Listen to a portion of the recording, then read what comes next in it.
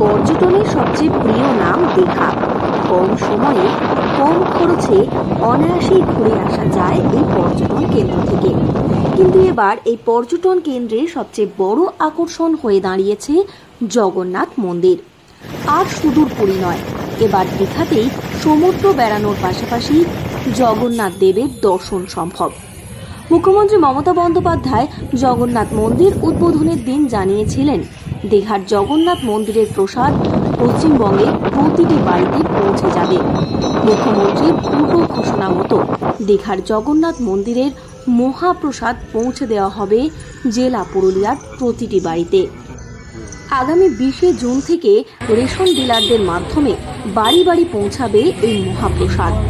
প্রসাদ বিতরণের জন্য রেশন ডিলারদের পারিশ্রমিক দেওয়া হলেও সম্পূর্ণ বিনা পারিশ্রমিকে প্রসাদ বিতরণের কাজ করবেন বলে জানান ওয়েস্ট বেঙ্গল এমআর ডিলার অ্যাসোসিয়েশনের পুরুলিয়া জেলা সম্পাদক প্রবাশিস লাল সিংহদেও। ইতিমধ্যেই মহাপ্রসাদ বিতরণ কর্মসূচি নিয়ে খাদ্য দপ্তর সহ প্রশাসনের সঙ্গে রেশন ডিলারদের দফায় দফায় চলেছে বৈঠক। তারা খুবই খুশি তাঁদের ওপর এই দায়িত্ব দেওয়ায়। এই কারণে মুখ্যমন্ত্রী মমতা বন্দ্যোপাধ্যায়কে ধন্যবাদ জ্ঞাপন করেছেন তারা। জগন্নাথ দেবের প্রসাদ আমাদের রেশন ডিলারদের মাধ্যমে বিলি বন্টনের যে নির্দেশ দিয়েছেন বা আমাদের উপর যে আস্থা রেখেছেন, প্রথমেই আমি তার জন্য মাননীয় মুখ্যমন্ত্রীর কাছে আমরা কৃতজ্ঞ। যে প্রভু জগন্নাথ দেবের মন্দির হয়েছে, সেখান থেকে প্রসাদ প্রতি জেলাতে আসছে এবং প্রতি জেলাতে প্রসাদ তৈরি হচ্ছে। সেই প্রসাদের সঙ্গে ওই প্রসাদটা মিশিয়ে তারপরে সেটা প্যাকেটে করে একটা করে গজা, একটা করে প্যাড়া থাকবে এবং প্রভু জগন্নাথ বলদেব সুভদ্রার ছবি থাকবে এবং সেই প্যাকেটটা ডিস্ট্রিবিউটাররা আমাদের ডিলার পয়েন্টে পৌঁছে দেবে এবং সেইটা আমরা ডিলাররা ওটা ডিস্ট্রিবিউশন করব। আমরা ওই পোর্টাল অনুযায়ী প্রতি পরিবারকে একটা করে প্যাকেট সরবরাহ করব।